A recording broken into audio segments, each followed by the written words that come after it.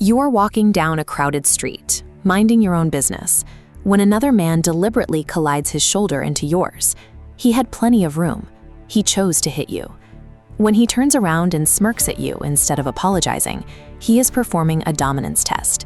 He is fishing for an emotional reaction, anger or fear, to validate his own sense of power. Reacting with anger or shouting creates the aggression trap. By exploding, you give a complete stranger control over your nervous system and provide him with the exact drama he initiated the contact to find. Alternatively, the submission trap occurs if you stare at the floor or apologize for his mistake. This signals that his attempt at intimidation successfully altered your behavior. To bypass both outcomes, you can employ a 4-step sequence of physical and psychological actions called the absolute void protocol. This protocol functions by starving the aggressor of the validation he requires. It effectively renders his presence invisible and leaves his provocation without a target. Step 1 is the anchor, which begins the moment the physical impact occurs. As his shoulder strikes yours, widen your stance and drop your center of gravity to absorb the kinetic energy. Lock your core to keep your shoulder square. This prevents your body from stumbling or being forced backward. Regaining physical balance is a requirement for the psychological steps that follow. If you remain firmly planted, you demonstrate that his physical force was insufficient to disrupt your path. Step 2 is gaze control. This requires overriding the biological instinct to look directly at a sudden threat. Looking at his face provides the feedback he is looking for. It acknowledges his smirk and signals that his challenge has successfully captured your attention. You must avoid eye contact. Instead, lock your neck and direct your gaze downward. Track your eyes straight down to the specific point on your clothing where the contact happened. By refusing to look up, you deny the aggressor the emotional connection he attempted to orchestrate.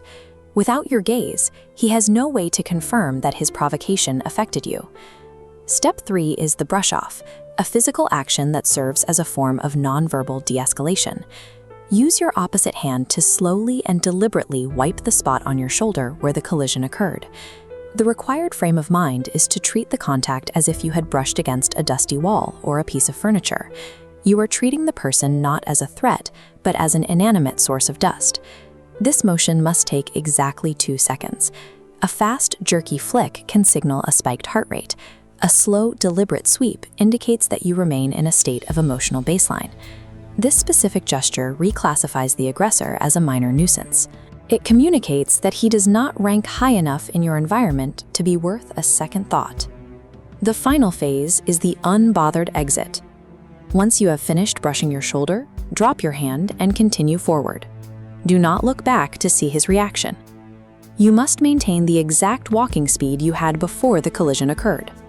Speeding up is a telltale sign of a flight response, while slowing down indicates you are still mentally engaged with the person. Both changes suggest that he successfully altered your state. By maintaining an unaltered pace, you prove that the interaction had zero impact on your trajectory. The aggressor is left standing in place, having failed to elicit any response from his target. The sequence is anchor your stance, look down, brush for 2 seconds, and walk away at your original speed. When an aggressor performs for an audience that refuses to watch, the performance fails. His smirk is left without a recipient to witness it.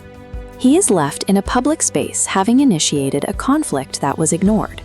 The lack of feedback makes his attempt at a power play look like a one-sided embarrassment.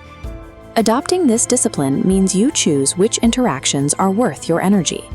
You refuse to let street-level provocations dictate your internal state. Mentally rehearsing this protocol prepares your nervous system for composure. It ensures that when you are tested, your response is a calculated choice.